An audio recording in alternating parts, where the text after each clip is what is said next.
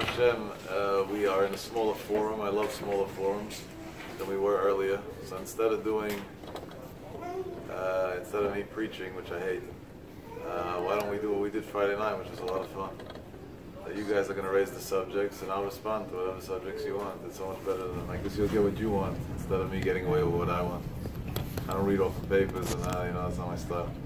So anyway, I have no clue what I'm going to talk about if you tell me to do it otherwise. So unless you want, whatever, it's up to you. I could do it either way, obviously. Rabbi, why can't the Jew charge interest? Why can't a Jew charge interest to another Jew? That's a good question. The Torah says it's pasuk. Lanochi tachshich. So a goy you should take interest from, but the Jew not. That sounds like a very racist mitzvah. A lot of mitzvahs like that, by the way, but that's one of them. But so what's the reason? So the reason has nothing to do with that we have anything against goyim, God forbid. Adarabah ki b'tzelem elokim niva adam. Everybody was created in God's image, and mankind has to be respected.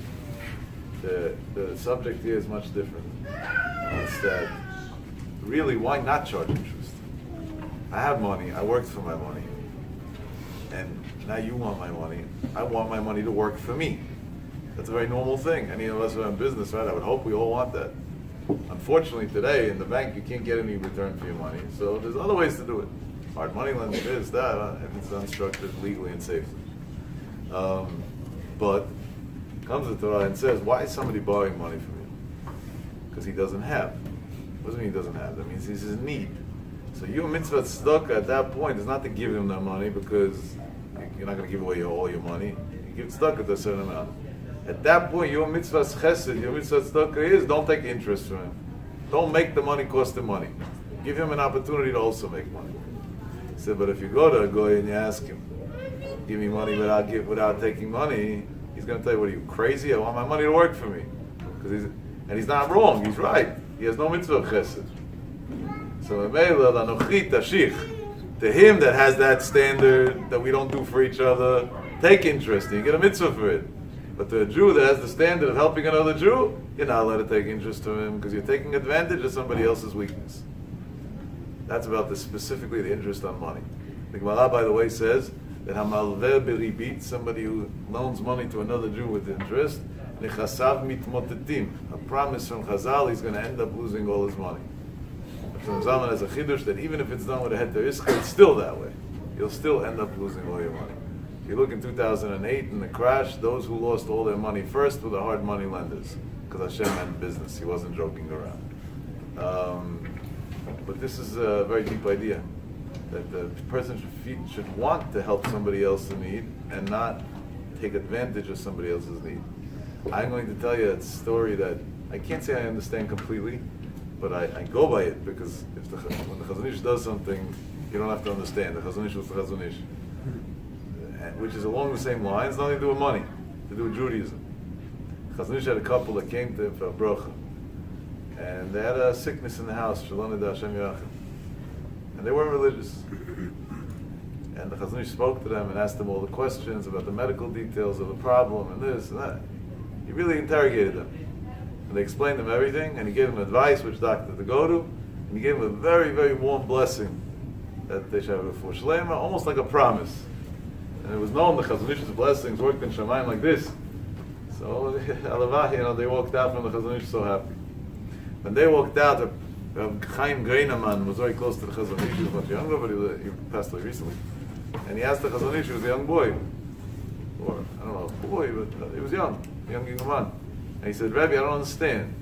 They Mechalel Shabbat b'Fa'esya, this couple. They came to you for help. Obviously, they believe that you have powers. Why didn't you tell them, keep Shabbat? But what have they done today? A lot of these people that aren't the Chazon Ish are very far from it. Of course you have a sickness. You don't keep Shabbat. Of course you have it. You don't this. As if they're God or God's assistant. These people, I say, they want to play God, so God should take them already. They should go to God close. Of course. How do you know? What does it say that? Based on what are you doing that to somebody? It's enough the person suffering. Now you have to make him feel even worse. What are you doing? So Chazon Ish told Rav Yaakov like this: you're not allowed to take advantage of somebody else's weakness. That's not honest Judaism. And if they came to me because somebody's sick, they didn't come to hear my drushes. They came for a bracha. And a bracha they get, and that's where it ends. One day, hopefully, I'll come back to say thank you. Then I'll talk to them about keeping Shabbos. And by the way, the end of the story was that in Nes Gadlui, a few days later, the sickness went away. They came back to say thank you to the Chazon Ish. And the Chazon Ish said, don't say thank you to me, say thank you to Hashem. So he said, how do we say thank you to Hashem? I said, keep Torah mitzvot. And they started keeping Torah mitzvot 100%. Then the Chazon Ish told Rav Yaakov, look, if then I would have told them to keep Shabbat, so maybe they would have kept, maybe not. And I would have got one mitzvah. And instead, we got Tayag mitzvot. Because when you do sell Judaism honestly, it's successful. And when you sell Judaism dishonestly, it doesn't work. Don't take advantage of somebody else's weakness. Now, that doesn't mean that sometimes when the Chazal say clearly there's a direct link, it's almost never. But in the few cases the Chazal say clearly there's a direct link to a mitzvah, to a specific thing, like a refuah, for example. A malka, Chazal says a refuah brings health. So then, if somebody's not well, you don't tell them you have to. Give them an eitzah. By the way, the Gemara happens to say that a good medicine to get better is to eat lava malka every week. But at that point, you didn't preach to him. You just gave him an eitzah. It's just like you would have told him, I heard that if you take vitamin D, it helps, whatever. Same idea, no difference. But you're not, at that point, you're not taking advantage. You're just letting him know it's a good thing. And it's for the same idea. These are all the Torah consistently has many mitzvot that's like that. Don't take somebody else's problem and capitalize on it. For us, it's very hard to understand that because the whole corporate America is built on let me find your problem and learn how to make money off of it. Right? That's the whole thing. Find the deficiency and make money. And there's nothing wrong with that. That's the way the world runs. But Hashem expects from a Jew to a Jew, it should be done on a high level. That much love we should have for our brothers that we don't take advantage of their weakness. And what if this guy is so sick that after he made his money back, he's already successful?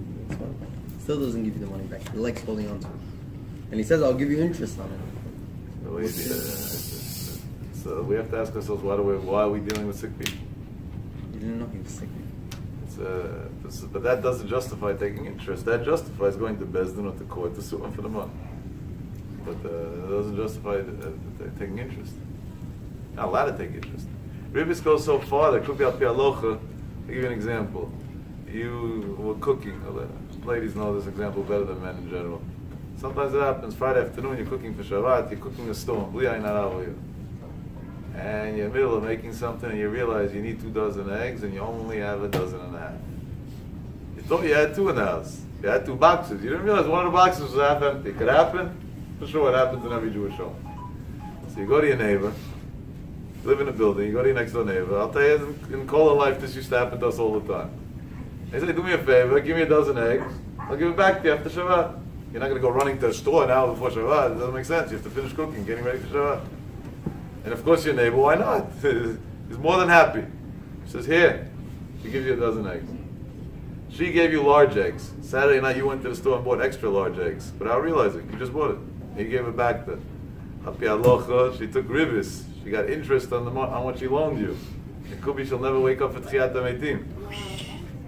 And that's why I give you a good eitzah, a good piece of advice when it comes to these type of things. Somebody comes to you and says, could I borrow 1 dozen eggs? Say, this is a gift. If you want to gift me back something later on, good. If not, no. So you can do the same with a loan? You can't do the same with a loan because with a loan you don't mean it. And if you do, then please gift me 100K right now. I could use it for something. Yes. We always talk about having love for another Jew. Sometimes a person takes your weakness, your kindness for weakness. You said it before, and they expect it now from you. You do things, they want more. They want more.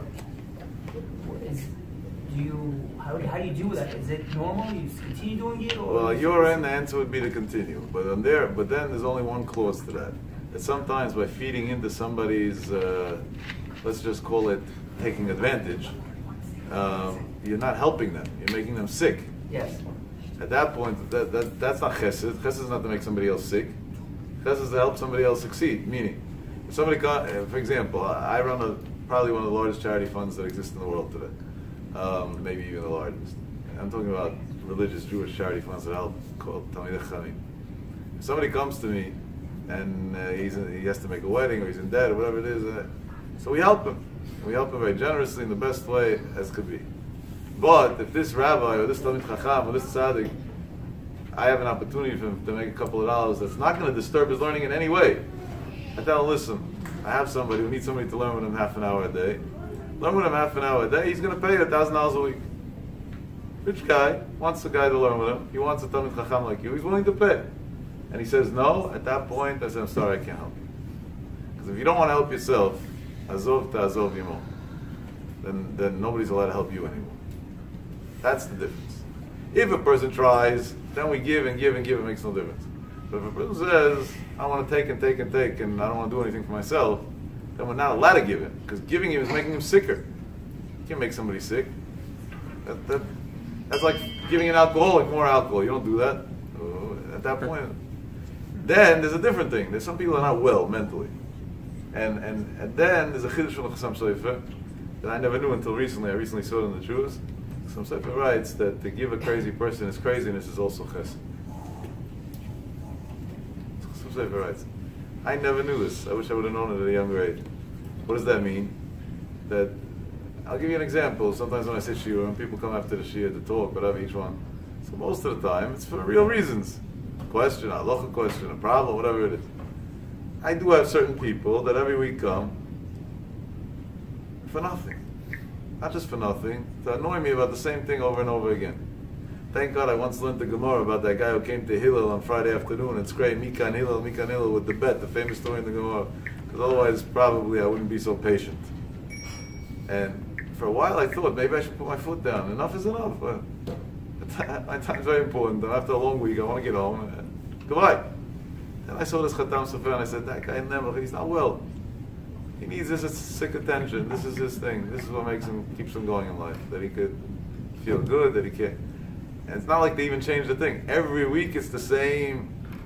I have one guy, there's a precise story, that on the weeks that I'm in Queens and he's in Queens, comes before, but whatever, he comes at a certain time, and he's been coming to tell me a chiddush, and he already told me the same chiddush, definitely 150 times, probably much more.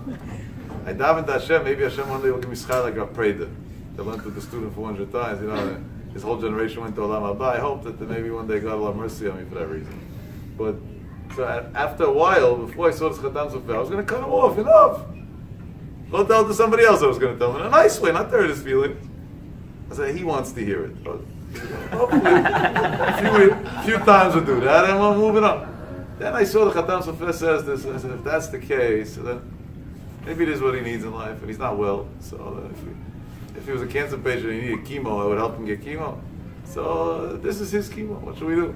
He's sick. He has a mental illness that's beyond his control. There's no way to correct. So that's different. But in areas that there is a way to correct, you know, sit home, do nothing all day and thinks that the world owes him something and they got to support him, go get a life, go work. If the American government was responsible, they would stop social welfare. And they would pretty much say, like a lot of countries do, we give you 3 or 4 work opportunities, and if you said no to 4 choices, goodbye. We don't have to care about you more than you care about yourself. If you don't care enough to work, we don't have to support you. Unfortunately, that's never going to happen in this country because of the liberals and all this corruption and the jealousy of the wealthy and whatever else. But be'etzim, that would be the right way to go. That's the Torah way to go. Azov ta'azov, imo al pi alocha. You have somebody has a flat tire, and you stop your car to help him with his flat tire, and he is standing on the side watching, giving instructions. You stop, you leave it, and you leave. And you're not a bad person.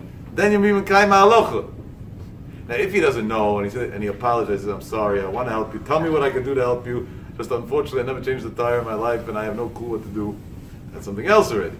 Or if he's a Talmid Chacham, you're not allowed to let a Talmid Chacham change the tire. It's that's something else. But if it's a general situation, you don't care how. What? What else is new? No way in the world.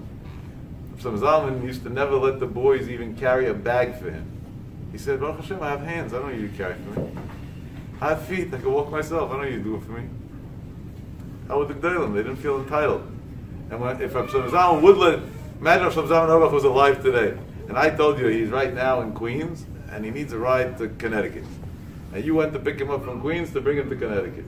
Who enjoyed that favor more? Him or you? You for sure, right? You took the Gdol Adon in your car. And he still wouldn't agree. So I could get there myself. I have money. I'll go take a taxi. Why do you have to bother me? And the only guy that ever had the zchut to drive him, his name was Chaim Suisa. Had a Chaim Suisa get the zchut to drive him. Rosh Hashanah came to him after the first day that he gave him a ride home. And he took out 25 shekel and he said, I want to pay you for the ride. And Chaim realized, if I say no, he's never going to let me drive him again. And he took the money. And because of that, he had the zchus to be Rosh Hashanah's driver for many, many years. Doesn't make a difference. Then he figured out ways to get the money back then afterwards. Smart, right? But he took the money. Smart. He was a smart man. He had the zchus that nobody else succeeded.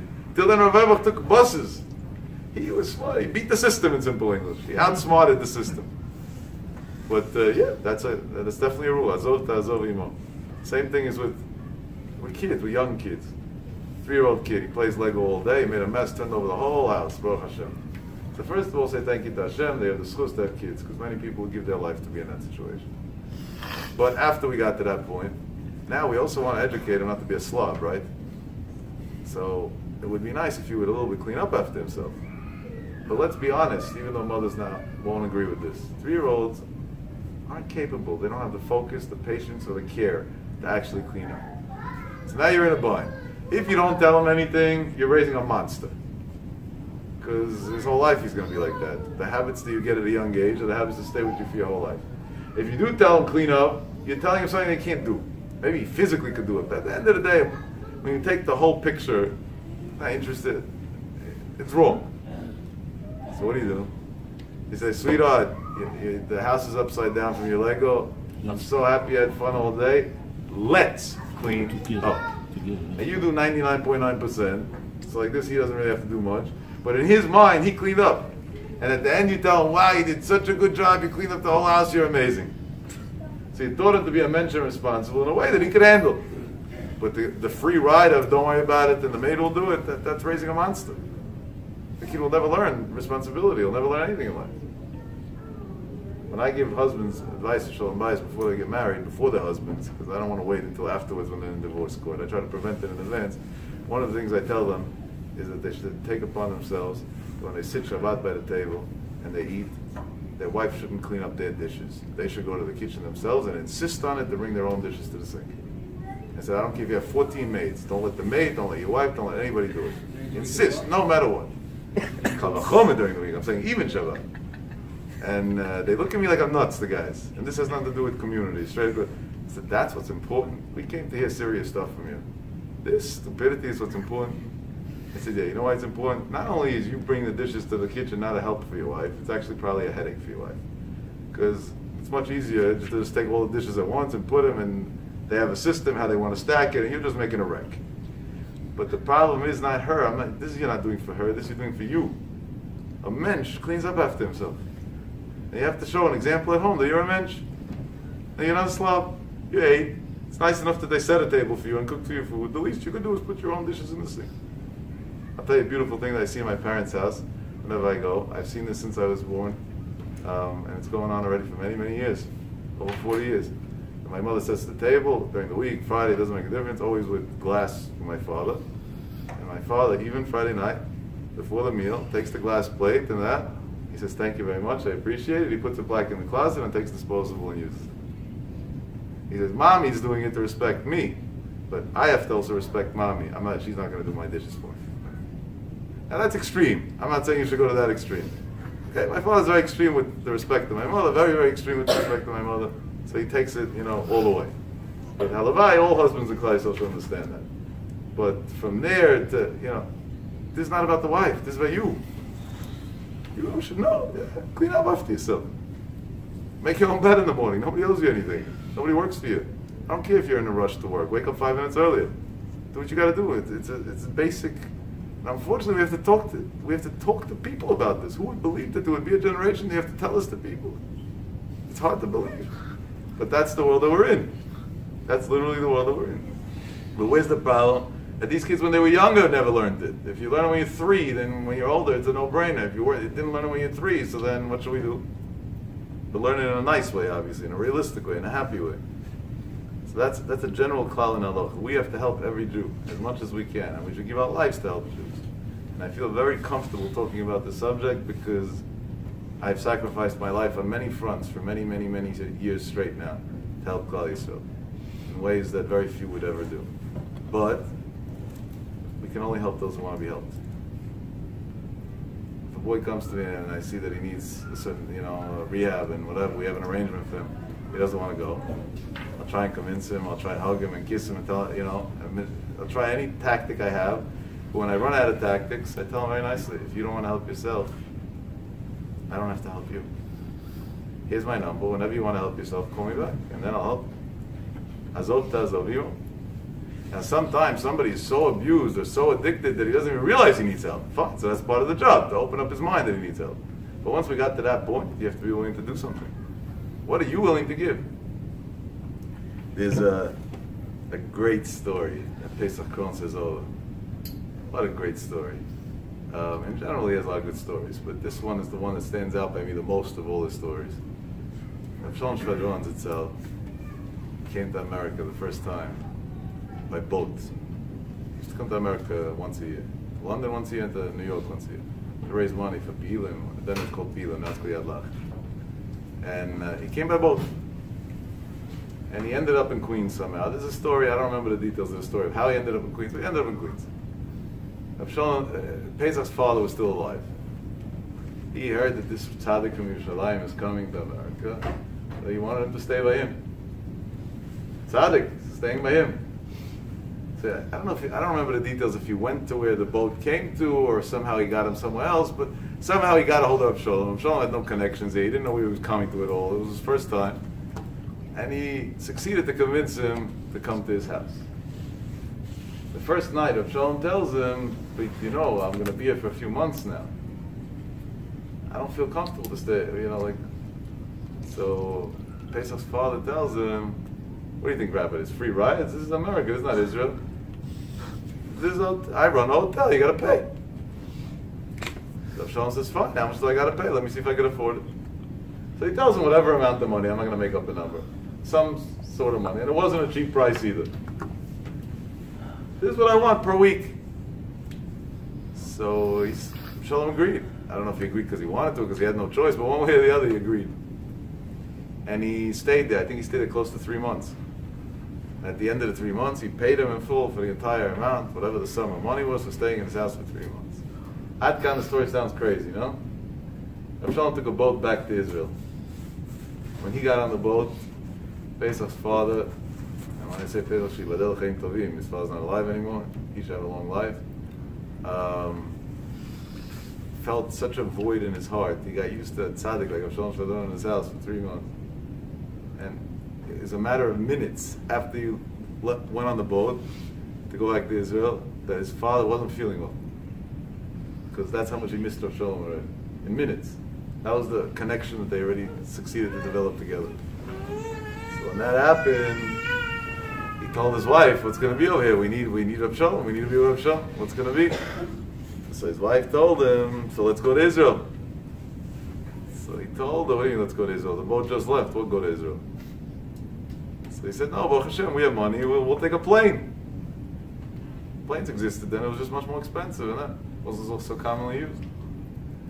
He said, if that's the case, the boat takes 2 weeks or whatever it takes. The plane takes half a day. So we don't have to go today. They went back home. They waited whatever amount of days, I don't remember. And they flew to Israel. They came to Israel before Absalom even got there on his boat, right? And they went to pick him up from the port of Yaffo, like they picked him up in New York, and now they picked him up in Israel again. That's how much of a connection, a life connection they had. And when they picked him up, this Rabbi Kron Senior Zitzal took out an envelope from his pocket and gave it to Absalom. I said, this is a gift for you. Absalom said, what's this? He said, open it, you'll see, whatever. He opens up the envelope and he sees exactly the dollar amount. I'm making up a number on the spot now. For example, if you gave him $2,000 to pay to stay by him for 3 months, it was exactly $2,000 there. So he looks at him and he says, what's this? He said, that's the money that you gave me when you stayed by me. He said, what do you mean? But you said that you do this for Panosa, so why would you give it back to me? Feel comfortable. So he told him, my friend, you think I would take money from a Jew for staying in my house? Chas v'sholom. But the second you said you're staying here for 3 months, I said, you're going to feel uncomfortable. Maybe you're taking advantage, maybe you're a bother, maybe you're... So I gave you a hefty price. Like this you feel like you deserve. And then you won't be scared to ask for breakfast, lunch, supper, food, everything you need, laundry, that, full service, whatever you need, you'll ask for. Now you already took everything. Take your money back. We don't take money from Jews. How brilliant. How brilliant. Unbelievable. That's called chesed with the ultimate goal. Helping a Jew the way that even within it he feels comfortable. To make that also comfortable. But that's in a case that the person wants to help himself. Al pi halacha, if Avshalom would have said, I don't want to pay. So it could be the Zachnos Asarchim anyway. But for 3 months, I don't know if there's a mitzvah that, there is such a thing called don't overstay your welcome. You could say that... A certain amount of time is normal, and after that, there's too much for a family to deal with. You could say you can pay whatever you feel comfortable with, that's all. Yeah, well, instead of chip in, yeah. naming the same number. There he wanted to accomplish that he should take advantage, like he should really feel it, like, to an extreme. That's why he did it that way. What a brilliant story. I remember hearing this when I was a kid. This stuck with me. It's a chokhmah and chesed. It's unbelievable chokhmah and chesed. Baruch Hashem, I've discussed that all my services all the years were always for free. I don't take money from nobody, thank God. Hashem sends me money directly. And or through messengers, but definitely not. I don't take advantage of somebody's problem to make a living or from teaching Torah. A lot of times I help out parents that have kids in hospitals in bad situations or whatever. When I see there's a situation sometimes that they're going to need me a lot and they'll really have to abuse me, so I tell them I charge $100 an hour. And I learned it from this.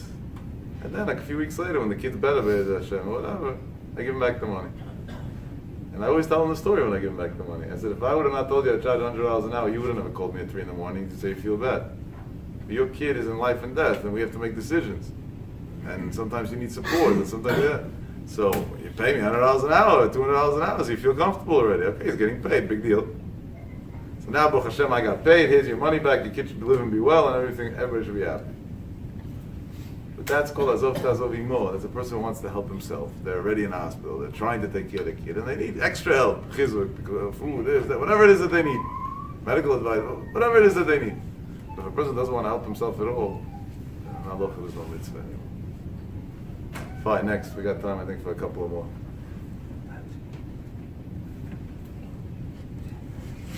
Nobody has any questions in life? Well, I'll start asking you. I do have plenty. Yeah. Going back to the big story you gave about the eggs. Let's say somebody lent someone something, and you want to give them more as an appreciation. That's called rivers. You can't give them more as an appreciation. So You can give them more, in a way that you give them what that you took from them, and then separately you give them a gift, or that it was never a loan in the first place. You know where this gets really complicated in halacha? It's not. This part is not already nisudolaita. It's a safek nisudolavanam, but it's still you're not allowed to do it. Let's say you're going to 7-Eleven now, and I happen to want Coke, and I said, do me a favor, buy me a bottle of Coke. And I don't know what it costs, but I'm going to make up a number. Let's say it costs $1.89. And I don't want you to pay for my Coke. I don't feel comfortable with that. So I take out $2 from my pocket and I give it to you.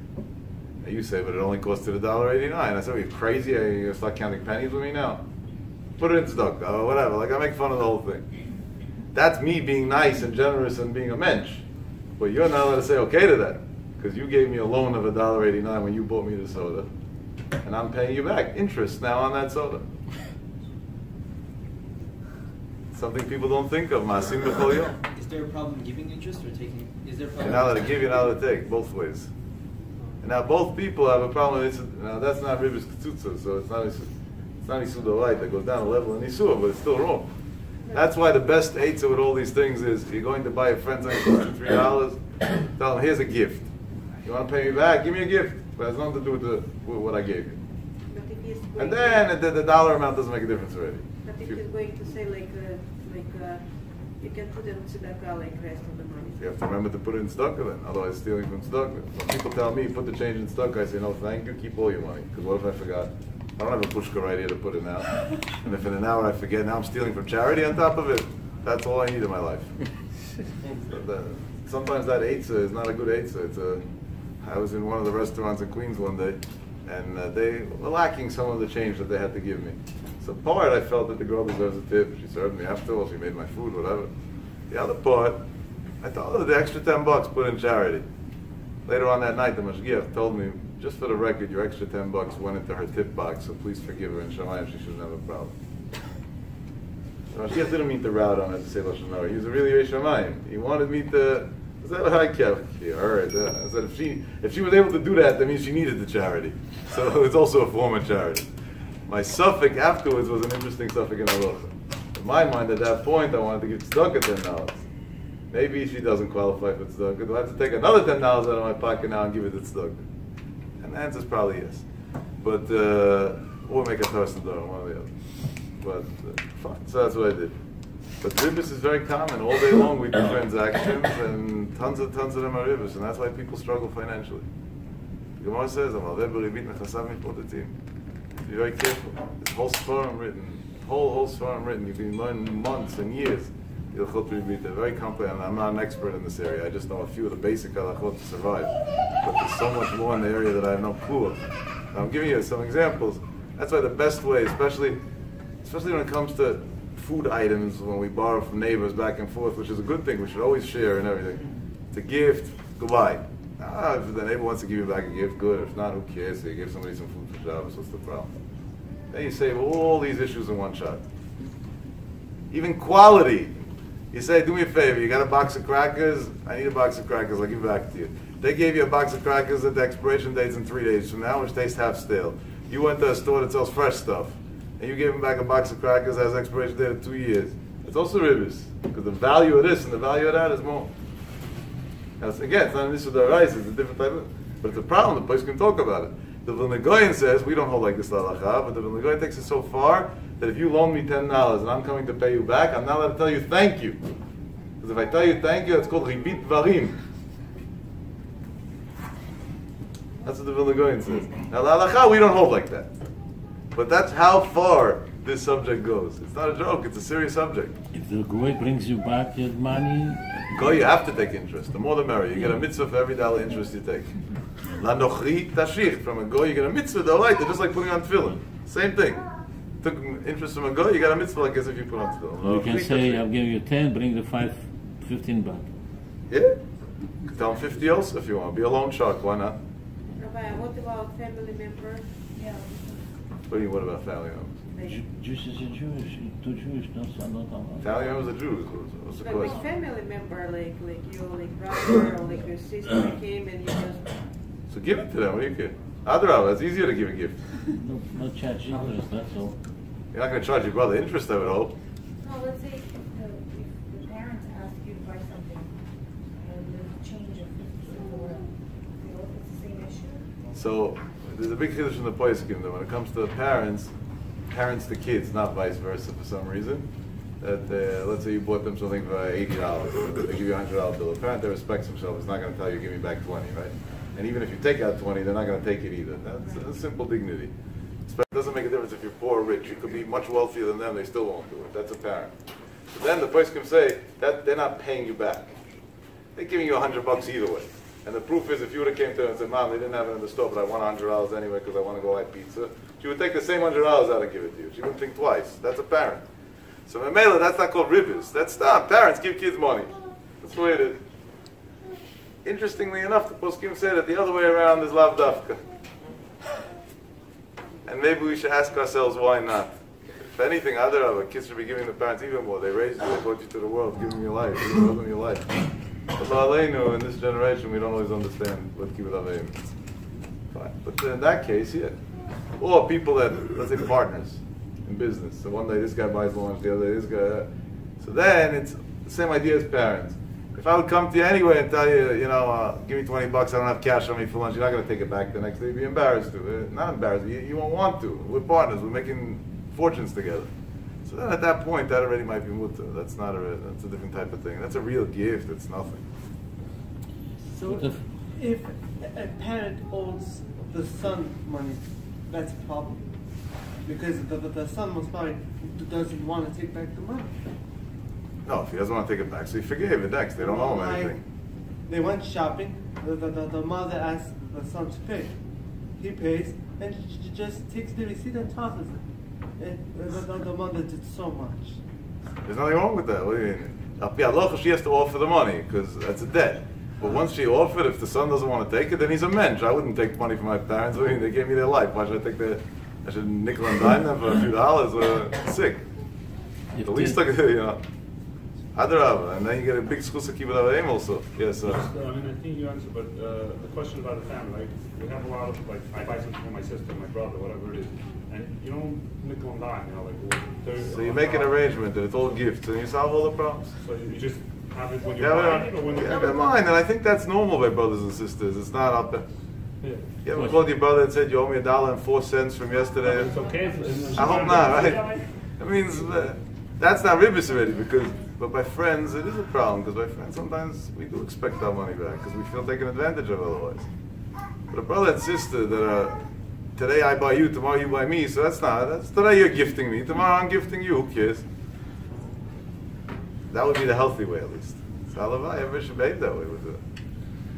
If the relatives work for another relative, how it looks like if the worker asked the relative to pay much more.